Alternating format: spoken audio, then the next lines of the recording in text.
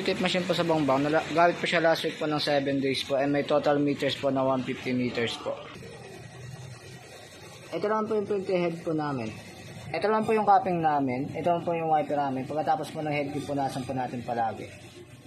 Ganito lang po pagtamang pag head clip po.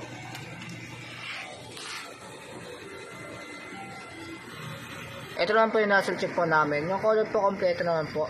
Yung white po is kulang na po sa head clean po. Yung ink system po namin ay tama lang po. Good po siya. Ito lang po yung waste lang po namin. Just disposal po nito kaninang umaga lang po. Ito naman po yung ground wire po namin. Ito naman po yung ABI po namin. Ito naman po yung unused po namin na ink. Meron po akong 3 magenta, 3 yellow, 2 cyan, 3 black. Sa baba naman po, dito naman po yung film namin. Meron po akong 3 white, 5 DTF film po, tsaka green solution po. Ito naman po yung use ko po na ink tsaka powder po.